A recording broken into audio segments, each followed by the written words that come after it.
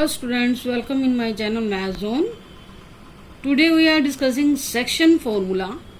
Section formula जो कि आपको एक्सरसाइज 7.2 में चाहिए क्वेश्चंस को सॉल्व करने के लिए, तो हमें वो सेक्शन फॉर्मूला पहले सीखना होगा, तभी हम एक्सरसाइज के क्वेश्चन को सॉल्व कर सकते हैं। सेक्शन फॉर्मूला क्या है? एक लाइन सेगमेंट है ए बी जिसके कोऑर्डिनेट गिवन है x1 y1, मैंने जनरल कोऑर्डिनेट लिए हैं x2 y2, और एक पॉइंट P है जो इसको two section means two parts में डिवाइड कर रहा है। जैसे एक लाइन है उसको टू पार्ट्स में डिवाइड कर रहा है, कोई एक पॉइंट है वो बीच में ही लाई करेगा ना लाइन के, तो उसको टू पार्ट्स में डिवाइड कर रहा है। तो पार्ट जरूरी नहीं है वो इक्वल हो, छोटे बड़े भी हो सकते हैं।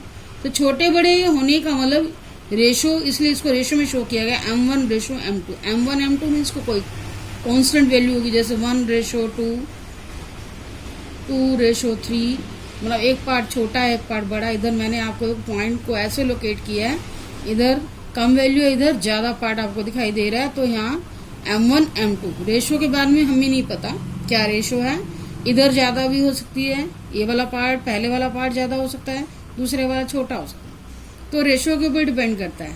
जैसे रेशो गिवन होगी आपने पॉइंट P को वहीं लोकेट करना है। मान लो 3:2 है, तो 3 इधर आपके पास ग्रेटर पार्ट है और इधर क्या है स्मॉलर पार्ट है, तो P को इधर लोकेट करोगे कि इधर P आपका ज्यादा पार्ट दिखाई दे।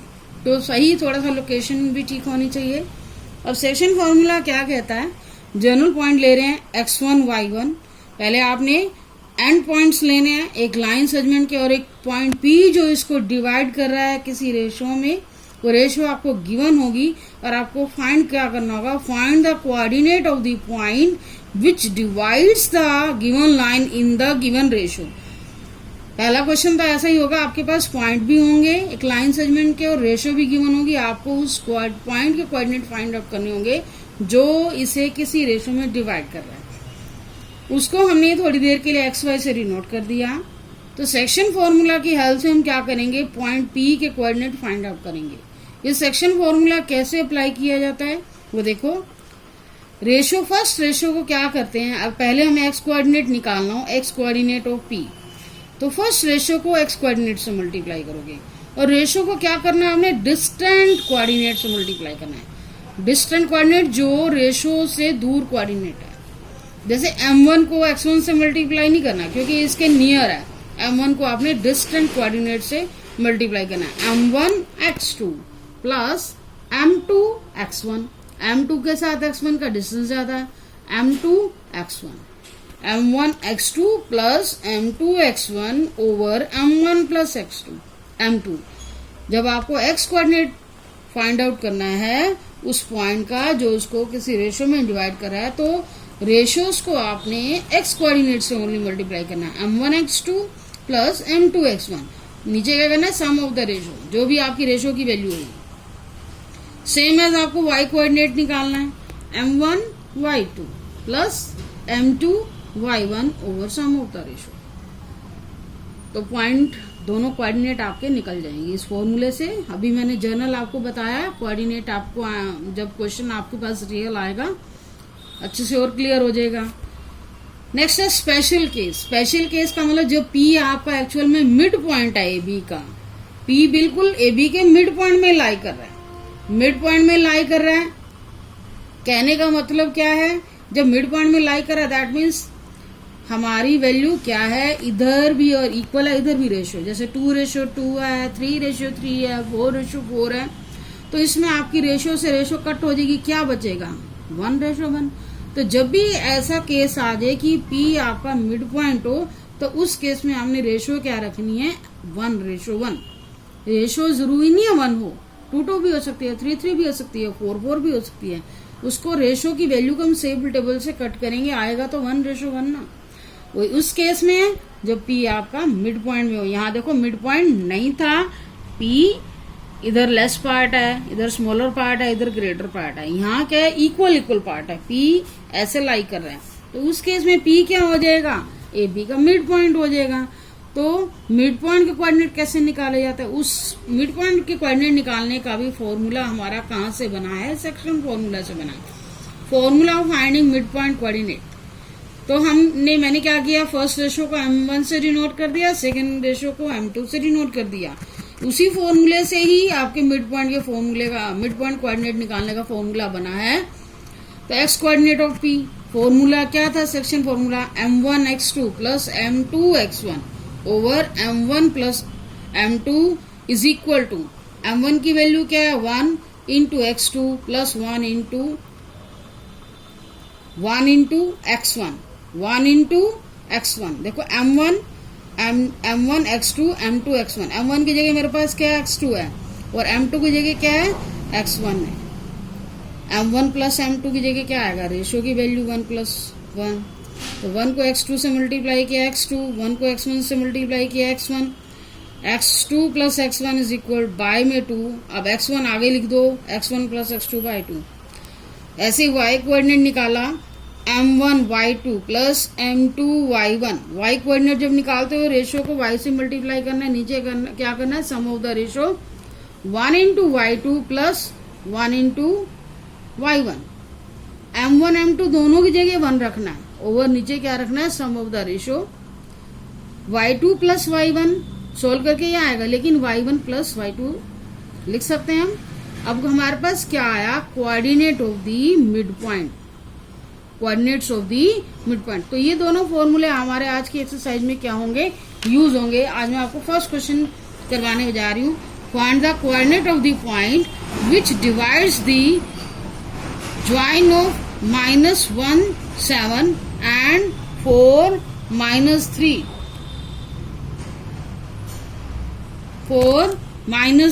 in the ratio. Start.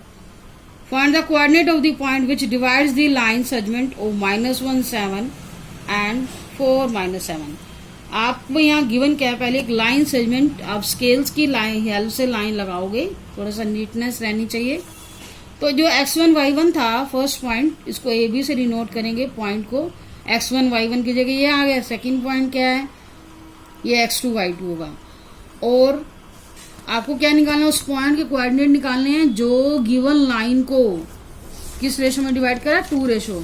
आपको x1 y1 ये गिवन है और उस पॉइंट के कोऑर्डिनेट निकालने हैं जो इसको रेशो 2:3 में डिवाइड कर रहा है।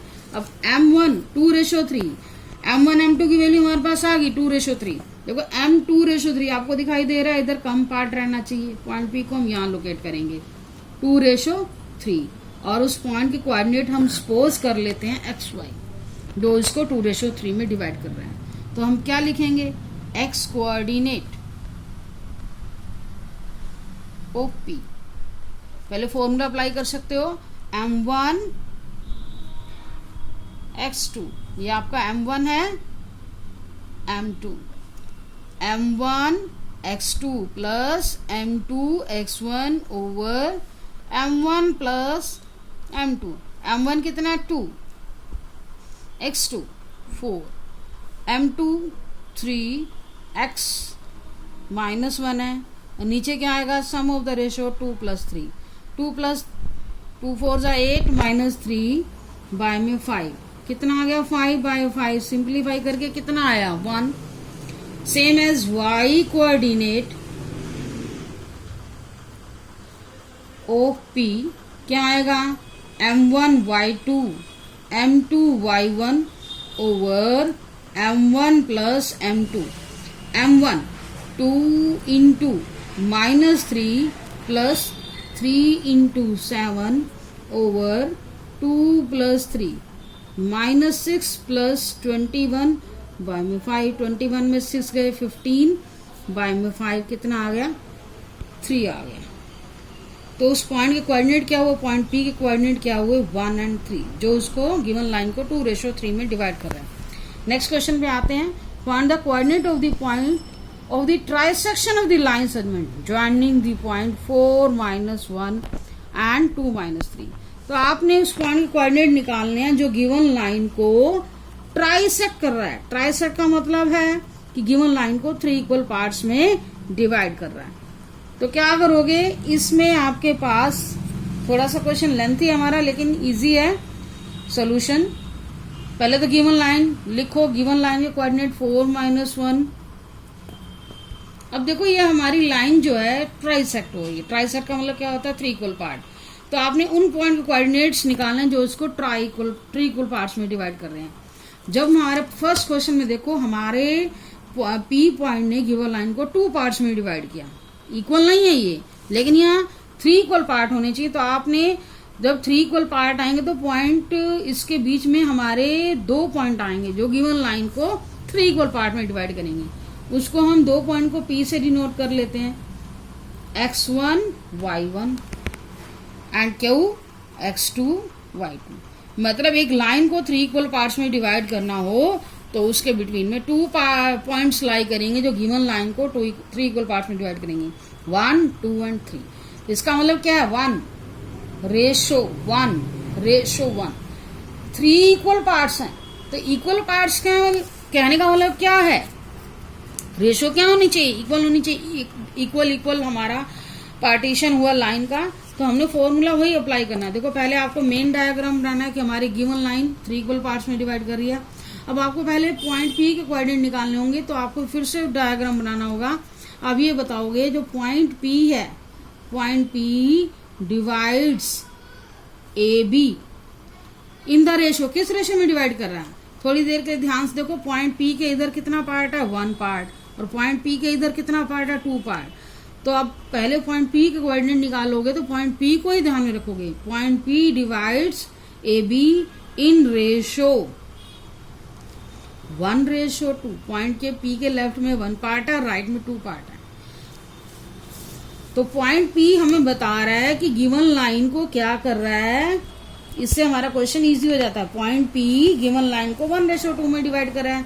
अब इस डायग्राम में आप ओनली पॉइंट पी को ही शो करोगे। वो गिवन लाइन को किस पॉइंट में डिवाइड से किस रेशो में डिवाइड कर रहा है? 1:2 1:2 और पॉइंट पी के कोऑर्डिनेट मैंने क्या लिए? x1 y1। मेन डायग्राम में दोनों शो करो। अब देखो सेक्शन फॉर्मूला में तो 2 ही वैल्यू शो होती है ना, इसलिए मैंने पहले अलग से डायग्राम बनाया। तो अब लिखेंगे x1 ऑफ p। आप डायरेक्ट लिख सकते हो, x कोऑर्डिनेट ऑफ p भी लिख सकते हो। x1 ऑफ p क्या आएगा? 1 × -2 + 2 × 4 ओवर m1 + m2 1 + 2 कितना? -2 + 4 2 = 8 by 3। 8 में से 2 गए 6/3 कितना आ गया? 2। y1 ऑफ p, पहले p पॉइंट निकाल रहे हैं। y1 1 × -3 + 2 × -1 over m1 + m2 same आया, -3 -2 by 3 -5/3 आ गया। पॉइंट p के कोऑर्डिनेट हमारे पास क्या है? 2 5/3। इन द सेम वे आपने पॉइंट क्यू के कोऑर्डिनेट निकालने, आप बताओगे point Q divides A B.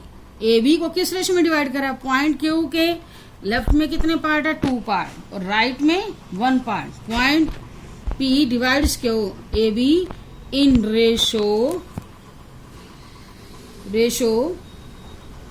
2:1। तो रेशो के हिसाब से पॉइंट आपने लोकेट करना है।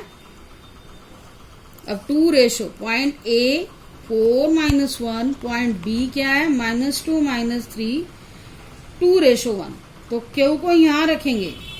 पॉइंट क्यू के कोऑर्डिनेट हमने x2 y2 से डिनोट किया, नेम वही रखोगे 2:1। अब वही फिर से आपको सेक्शन फॉर्मूला लगाना। x2 ऑफ क्यू क्या आएगा? x2 जब x कोऑर्डिनेट निकाल रहे हो 2 × -2 + 1 × 4 over sum of the ratio क्या आएगा? 2 + 1 -4 + 4 by 3 0/3 0। y2 of Q, y2 क्या आएगा? y2 2 × -3 + 1 × -1 2 + 1 -6 -1/3 -7/3 तो पॉइंट क्यू के कोऑर्डिनेट क्या है 0 एंड -7/3। कोई कैलकुलेशन में हो प्रॉब्लम तो देख सकते हो, फॉर्मूला यही है। Thank you for watching.